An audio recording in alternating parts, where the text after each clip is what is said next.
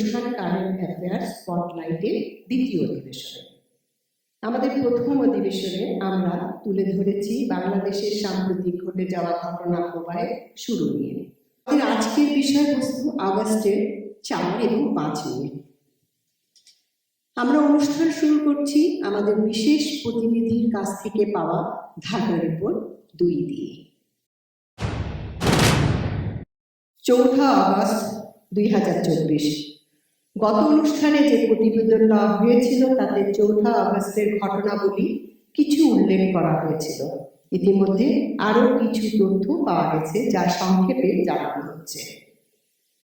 4 আগস্টে সারা দেশে সকাল 11টার দিক থেকে শুরু হওয়া আওয়ামী লীগ নেতাকর্মীদের সাথে বিক্ষোভকারীদের সংঘাত সারা দিনে বেশ কিছু পুলিশ সহ প্রায় 100 মানুষ নিহত হয় এবং সংঘাত চূড়ান্ত পর্যায়ে গিয়ে পৌঁছে। বৈষম্য বিরোধী আন্দোলন থেকে প্রচার করা হয় যে এর পরের কর্মসূচি হবে গণভবনের উদ্দেশ্যে লং মার্চ এবং প্রধানমন্ত্রী শেখ হাসিনাকে পদত্যাগ করতে বাধ্য করা। হাজার হাজার প্রতিবাদকারী ঢাকা শহরের শাহবাগ মোড়ে জড়ো হয়েছিলেন। সিভিল ডিসঅবিডিয়েন্সের ফলে রাস্তার সমস্ত ট্রাফিক বন্ধ হয়ে যায়। এটি প্রধানমন্ত্রী শেখ হাসিনার পদত্যাগের জন্য একটি বৃহত্তর আহ্বানের অংশ, যেখানে আন্দোলনের সমন্বয়ক নাহিদ ইসলাম জোর দিয়ে বলেন যে সরকারের সাথে আলোচনা করার কোনো পরিকল্পনা নেই। সারাদিনের অবিরত অস্থিরতার প্রতিক্রিয়ায় সরকার সন্ধ্যা 6টা থেকে সারা দেশে অনির্দিষ্টকালীন কারফিউ জারি করে। এছাড়া ইন্টারনেট অ্যাক্সেস সীমিত করা হয় এবং প্রধান সামাজিক মিডিয়া প্ল্যাটফর্মগুলো ব্লক করে দেওয়া হয় যাতে প্রতিবাদ সংক্রান্ত তথ্য ও গুজব ছড়িয়ে না পড়ে। সরকারের পদক্ষেপ সত্ত্বেও অ্যান্টি ডিসক্রিমিনেশন স্টুডেন্ট মুভমেন্ট ওই দিন সন্ধ্যায় সারা দেশে কারফিউ অমান্য করে সমাবেশ করে 5 আগস্ট প্রধানমন্ত্রী শেখ হাসিনার পদত্যাগ এবং বিস্তৃত সংস্কারের দাবি জোরদার করার জন্য ঢাকা অভিমুখে মার্চ করার পরিকল্পনা নিশ্চিত করে। এই প্রতিবাদের উত্তেজনা প্রশমিত করার লক্ষ্যে সরকার 5 আগস্ট থেকে 3 দিনের সাধারণ ছুটি ঘোষণা করে।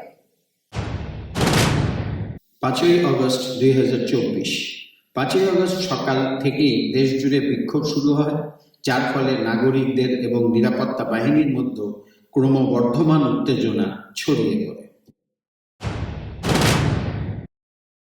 ঠিক দুপুর 2টার সময় বৈষম্য বিরোধী ছাত্রদের ডাকে লং মার্চ টু ঢাকা কর্মসূচি শুরু হয়ে যায়। তাদের লক্ষ্য ছিল বঙ্গভবন ঘেরাও করে শেখ হাসিনাকে পদত্যাগ করতে বাধ্য করা। বিবিসি এবং রয়টার্স সহ বিভিন্ন দেশি সংবাদ মাধ্যম থেকে জানা যায় যে ইতিমধ্যে ওই দিন দুপুর 12টার দিকে নিরাপত্তা বাহিনীর ঊর্ধ্বতন কর্মচারীরা শেখ হাসিনাকে জানায় যে পরিস্থিতি নিয়ন্ত্রণের বাইরে গেছে। বিক্ষোভকারীদের প্রতিরোধের মুখে বিভিন্ন জায়গায় আওয়ামী লীগের নেতারা পিছু হটেছে, কিন্তু শেখ হাসিনা পরিস্থিতি মানতে নারাজ ছিলেন। তিনি ধারণা করেছিলেন যে শক্তি প্রয়োগ করে পরিস্থিতি নিয়ন্ত্রণে রাখা যাবে, কিন্তু নিরাপত্তা বাহিনীর ঊর্ধ্বতন কর্মকর্তারা তাকে জানান যে পরিস্থিতি আর সামাল দেওয়া কোনোভাবেই সম্ভব নয়। নিরাপত্তা বাহিনীর ঊর্ধ্বতন কর্মকর্তাদের কথা না শুনলে তখন সেনা কর্মকর্তারা শেখ হাসিনার ছোট বোন শেখ রেহানার শরণাপন্ন হয়ে তাকে বোঝাবার চেষ্টা করেন। তবু শেখ হাসিনা অমর ছিলেন। বিভিন্ন খবরে প্রকাশ, শেখ হাসিনা নাকি তার ছোট বোনকে চলে যেতে নির্দেশ দেন এবং বলেন যে তিনি সেনাবাহিনীকে নির্দেশ দিয়েছেন যে বিক্ষোভকারীদের হাতে যদি তাকে মৃত্যুবরণ করতেই হয় তাহলে তাকে যেন তার বাবার কোলে শুইয়ে দেয়। কোনোভাবে ব্যবস্থা করতে না পেরে শেষে নিরাপত্তা বাহিনীর ঊর্ধ্বতন কর্মকর্তারা জয় এবং পুতুলকে নিয়ে শেখ হাসিনাকে দেশ ছাড়ার জন্য চেষ্টা করতে থাকেন। বেলা 1টার দিকে অবশেষে ছেলে মেয়ে ও একমাত্র ছোট বোনের জোরাজুরিতে শেখ হাসিনা ভারত সরকারের কাছে সহযোগিতা চায় যেন ভারতীয় বিমানে তাকে ভারতে নিয়ে যাওয়া হয়, কিন্তু ভারত সরকার জানায় আন্তর্জাতিক আইন অনুযায়ী তারা বাংলাদেশের আকাশ সীমায় ভারতীয় বিমান নিয়ে প্রবেশ করতে পারে না। তাই যে কোনো উপায়ে শেখ হাসিনা বাংলাদেশ থেকে ভারতের মাটিতে আসলেই তারা তাকে সব ধরনের সহযোগিতা করবে। বিকেল 3টার সময় শেখ হাসিনা ও তার বোন শেখ রেহানা পালিয়ে যেতে বাধ্য হন। বিভিন্ন সংবাদ মাধ্যমের খবরে অংশগুলো একত্রিত করে বোঝা যায় যে শেখ হাসিনা বাংলাদেশ নিজের কর্মীদের নিরাপত্তা নিশ্চিতের জন্য সেনাবাহিনীর কাছে 2 দিন সময় চান, কিন্তু সেনাবাহিনী তাকে মাত্র 45 মিনিট সময় দেয়। যাওয়ার আগে একবার ধানমন্ডিস্থ 32-এর বাসভবন ও টুঙ্গিপাড়ায় তার বাবার কবর দেখতে যেতে চেয়েছিলেন শেখ হাসিনা, কিন্তু সেনাবাহিনী তাকে সেটি থেকেও বিরত রাখে। তিনি কর্মী ও দেশবাসীর জন্য একটি ভাষণ রেকর্ড করে দিয়ে যেতে চেয়েছিলেন, কিন্তু তাকে সেই সুযোগ দেয়া হয়নি বলে শোনা যায়। বিকেল 4টার দিকে এই খবর ছড়িয়ে পড়ার পরপরই লং মার্চকারীরা বঙ্গভবনের সমস্ত বেষ্টনী ভেঙে বঙ্গভবনে ঢুকে পড়ে এবং ব্যাপক লুটতরাজ শুরু করে। বঙ্গভবন থেকে লুট করা জিনিসপত্রের মধ্যে ছিল air conditioner, fridge, chair, table, computer, জীবন্ত প্রাণী এবং আসবাবপত্র। তারা সোশ্যাল মিডিয়ায় লুট করা আসবাবপত্র, প্রধানমন্ত্রীর শাড়ি, গণভবনে থাকা জীবন্ত প্রাণীদের সাথে ছবি পোস্ট করেছিল, যা সামাজিক মাধ্যমে ভাইরাল হয়। ভাঙচুর এবং লুটপাটের কিছুক্ষণ পর কিছু লোক গণভবনের বাইরে আগুন লাগায়। আগুনের চারপাশে একটা বড় ভিড় উল্লাস করতে দেখা যায়। অন্যদিকে কিছু লোককে গণভবনে প্রার্থনা করতেও দেখা গেছে। এসব ঘটনার ভিডিওগুলো সোশ্যাল মিডিয়ায় ভাইরাল হয়, কিন্তু ছাত্র লোকদের জিনিসপত্র নেওয়া থেকে বিরত রাখার চেষ্টা করে এবং দ্রুত সেনাবাহিনীকে পরিস্থিতি সম্পর্কে জানায়। এছাড়াও ওই দিন সকাল থেকেই ঢাকায় পুলিশ এবং অন্যান্য সরকারি ভবনে আক্রমণ করে অগ্নিসংযোগ করা হয়। বিক্ষোভকারীরা স্বাধীনতার নেতা বঙ্গবন্ধু শেখ মুজিবুর রহমানের মূর্তি ভেঙে ফেলে। প্রায় একই সময় শেখ হাসিনার সরকারের পতনের পর রাজধানীতে জাতীয় সংসদ ভবনের প্রধান প্রবেশদ্বার ভেঙে অনেক মানুষ ভবনে প্রবেশ করে। তাদেরকে সংসদ ভবনের ভিতরে নাচতে এবং উল্লাস করতে দেখা গেছে। কিছু লোককে সংসদ হলের চেয়ারে বসে ধূমপান করতেও দেখা গেছে। এইসব কার্যকলাপের বেশ কিছু ভিডিও সামাজিক মাধ্যমগুলোতে ভাইরাল হয়। ইতিমধ্যে প্রায় একই সময় বিকেলে বিক্ষুব্ধ একটি দল ধানমন্ডিতে 32 নম্বর রোডে বঙ্গবন্ধুর বাসা, যেটা বঙ্গবন্ধু জাদুঘর রূপান্তরিত করা হয়েছিল, সেই বাড়িতে হামলা চালিয়ে অগ্নিসংযোগ করে। ভবনের পাঠাগার থেকে লোকজন বই ও অন্যান্য দ্রব্যাদি নিয়ে যাওয়ার চেষ্টা করেছিল।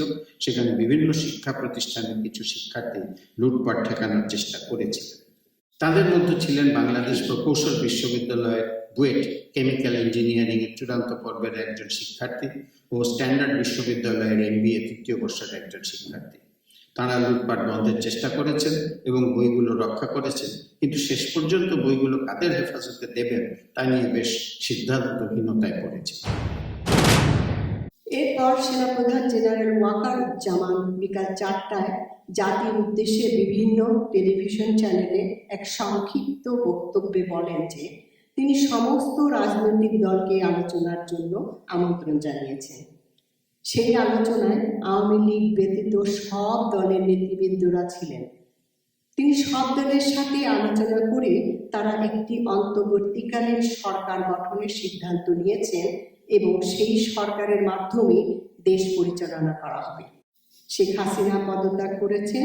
এখন একটি অন্তর্বর্তী সরকার গঠন করে আমরা আমাদের কার্যক্রম পরিচালনা করব। আমরা এখন রাষ্ট্রপতির কাছে যাব, ওনার সাথে আলোচনা করে অন্তর্বর্তী সরকার গঠন করে দেশ পরিচালনা করব। সব হত্যা অন্যায়ের বিচারের অঙ্গীকার করে সেনাপ্রধান সবাইকে সেনাবাহিনীর প্রতি আস্থা রাখার অনুরোধ করেন। তিনি আরো বলেন, আমি সব দায়িত্ব নিচ্ছি, আপনাদের যত দাবি আছে সেগুলো পূরণ করব এবং দেশে শান্তি শৃঙ্খলা ফিরিয়ে নিয়ে আসব। আপনারা আমার সাথে সহযোগিতা করুন। রাত্রে 8টার সময় রাষ্ট্রপতি মোহাম্মদ শাহাবুদ্দিন জাতির উদ্দেশ্যে বিভিন্ন চ্যানেলে একটি ভাষণে জানান যে তিনি সাবেক প্রধানমন্ত্রী খালেদা জিয়া এবং সরকারি চাকরির জন্য কোটা ব্যবস্থা বিরোধী সাম্প্রতিক প্রতিবাদের সময় আটক সমস্ত ছাত্রদের মুক্তির আদেশ দিয়েছেন। তিনি আরও জানান যে একটি অন্তর্বর্তীকালীন সরকার গঠিত হবে, নতুন নির্বাচন আহ্বান করা হবে এবং কারফিউ তুলে নেওয়ার আদেশ দেওয়া হয়েছে। এছাড়াই তিনি সামরিক প্রধান এবং রাজনৈতিক প্রতিনিধিদের একটি বৈঠকে সভাপতিত্ব করেন। আইন শৃঙ্খলা রক্ষার্থে শহর জুড়ে সেনা ইউনিট মোতায়েন করা হয়, মোবাইল ফোন সেবা পুনরায় চালু করা হয়। দর্শক শ্রোতা, আপনারা শুনলেন এবং দেখলেন ঢাকা থেকে পাওয়া ঢাকা রিপোর্ট 2। আমাদের পরবর্তী ঢাকা রিপোর্ট 3 নিয়ে খুব শিগগিরই আপনাদের সামনে আসছি। লক্ষ্য রাখবেন ফেসবুক এবং ইউটিউবে। ধন্যবাদ।